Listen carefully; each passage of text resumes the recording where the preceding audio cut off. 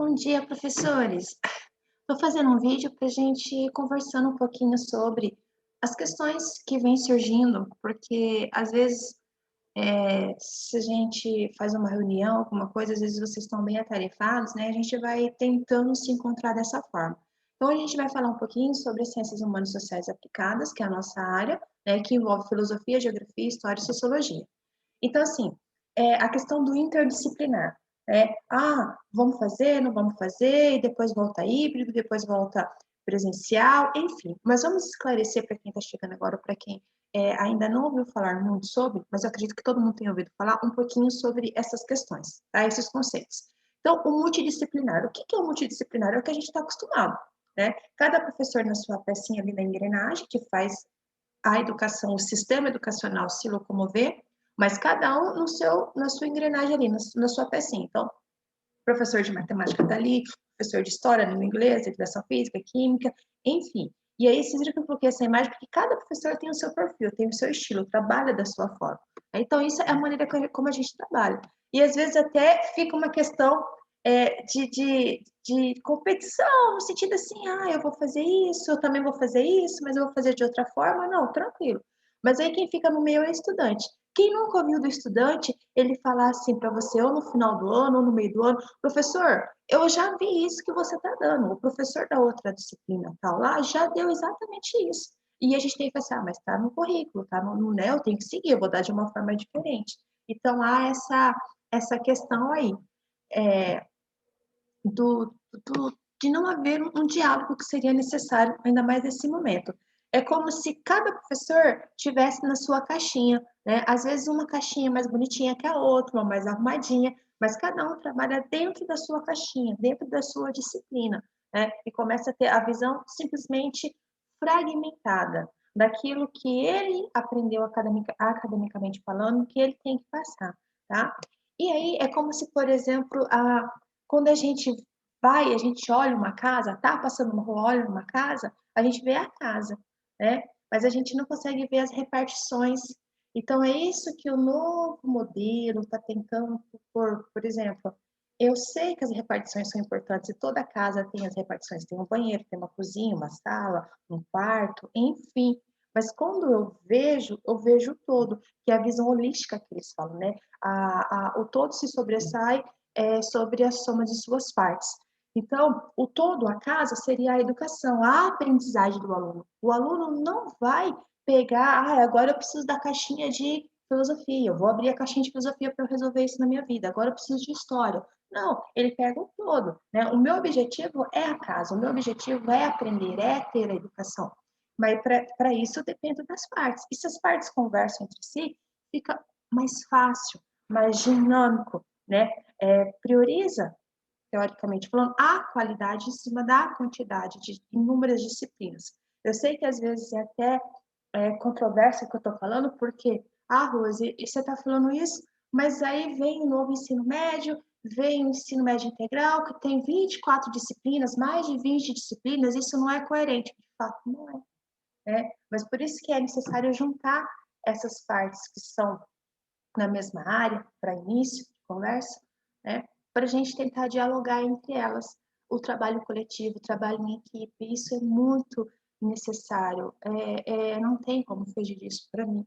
Eu sei que às vezes é dificultoso, não é fácil, porque depende muito da equipe a qual nós estamos, né? Cada um tem o seu jeito, a sua forma, e estamos habituados a isso. Eu trabalhei 10 anos numa escola que eu era a única professora de sociologia, então tudo que eu fazia era do meu jeito, eu não precisava discutir, argumentar com ninguém. Mas ou discutir, ou argumentar, ou se frustrar ou passar raiva, faz com que a gente se evolua também. Isso é importante. Então, o interdisciplinar.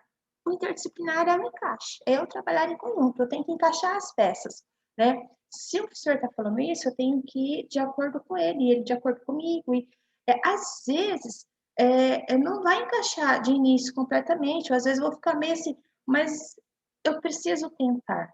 Então, assim, não quer dizer que eu tenha que trabalhar as 4 disciplinas ao mesmo tempo, a mesma coisa, que elas vão se encaixar. Mas às vezes filosofia encaixa com sociologia aqui no momento. Ou às vezes aquele texto de filosofia vai puxar história, vai puxar geografia. Ou às vezes um texto vai puxar todas as disciplinas, mas é ir tentando dialogar entre as disciplinas, porque elas são afins, elas estão de fato relacionadas. É trabalhoso no começo? Todo começo é difícil, mas eu acredito que depois vai ser prazeroso. Vocês vão perceber a praticidade que se torna em trabalhar assim. E aí, o que nós temos, né? Temos filosofia, sociologia, história e geografia. Então, a gente tem que trabalhar em conjunto, fazer a mesma proposta. E como que eu faço isso? Em relação ao nosso momento remoto agora, através de atividade, através de APCs. Né? Depois a gente pode colocar projetos. Eu posso trabalhar com situação problema, eu posso trabalhar com estudo de casa, posso trabalhar com tema gerador, contemporâneo. Então, tudo isso e muito mais. Não é a gente tentar interligar essas disciplinas. Por exemplo, um projeto futuro, né? Consumo consciente. A sociologia pode trabalhar a questão da mídia. Como que a mídia faz com que a gente consuma a todo momento e cada vez mais, filosofia. Como que foi mudando essa questão? A questão do ser humano. Eu, para ser um ser humano, eu preciso ter algo, eu preciso possuir uma marca. A história, como que se mudou ao longo do processo, do todo o tempo. Foi com a questão da Revolução Industrial, foi outras revoluções, né? A geografia, o que que esse consumo não consciente, vamos colocar assim, muda a nossa paisagem. Então, tudo a gente pode tentar relacionar. Né? Uma situação, problema. Vou dar uma bem simples aqui, mas quando a gente for trabalhar isso com os alunos, a gente faz um texto mais bonitinho, né? Conta uma história, um problema que o aluno tente resolver, trazendo para a realidade dele. Vamos supor, neste mês, faz um texto lá, meu pai não conseguiu pagar a conta de energia. E aí, o que que isso ocasionou? Vamos estudar sociologia. Por que que eu não consigo pagar a conta de energia? Né? Vamos fazer as contas, vamos usar a estatística e a questão, que a sociologia também trabalha isso. Meu pai ganha tanto, meu pai está desempregado, meu pai ganha o auxílio emergencial, o auxílio era 600, foi para 100, foi para isso, foi para aquilo, mas a gente paga tanto de aluguel, tem energia, tem água e a comida, né? E como que faz essa questão? E a desigualdade social que existe, né? História, o que que acontece nessa questão da desigualdade ao longo do tempo? Como que se dá essa questão? Como que as famílias tiveram que mudar a sua estrutura, as suas, né, por esses picos, por essas pandemias, por essas, né, a filosofia, vamos refletir essa situação, só não pagar a conta de energia, o que que isso acarreta para o ser humano, né? A questão do pertencimento, do sentimento da identidade, da sua valorização, a geografia, né? Vamos ver a questão da geopolítica, o auxílio emergencial é uma política pública, então está tudo relacionado. Eu falei de uma geografia que se aplica para sociologia, que se aplica para história, para filosofia, e a gente vai trabalhando em conjunto, né? E o aluno vai trazendo isso para a realidade dele, um estudo de caso. Vamos colocar aí mudança de hábitos na pandemia. O que mudou nessa pandemia? Vamos colocar um bem assim supérfluo, né? Vamos dizer assim, entre aspas. As pessoas estão engordando mais.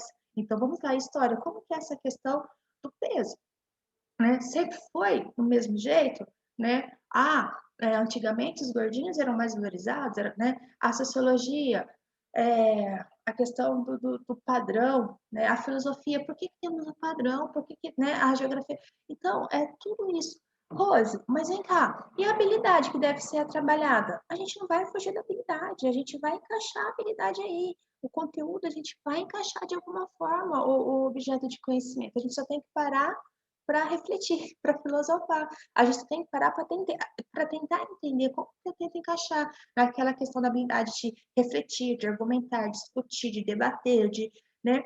E a gente vai tentando encontrar caminhos. Às vezes, não fica tão como a gente gostaria que ficasse, mas é um começo, tá? Um tema, né? Um tema contemporâneo, um tema gerador, um tema, enfim, ética, direitos humanos e cidadania, né? Se encaixa com todas as nossas disciplinas. Então, é para a gente estar pensando em relação a isso, né? E o futuro, que já se fala, né, também, é a questão do transdisciplinar, que é diferente do transversal. O transversal se encaixaria aqui, né? Eu falar de ética, falar de direito, falar de cidadania, é a questão da transversalidade. O transdisciplinar é quando todas as disciplinas, os componentes curriculares se misturam, quando já não tem mais área de conhecimento.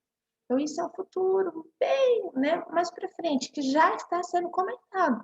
Porque o interdisciplinar data-se desde a década de 70. Ele já vem falando desde o Paulo Freire, que ele já fala, trazer para a realidade, né?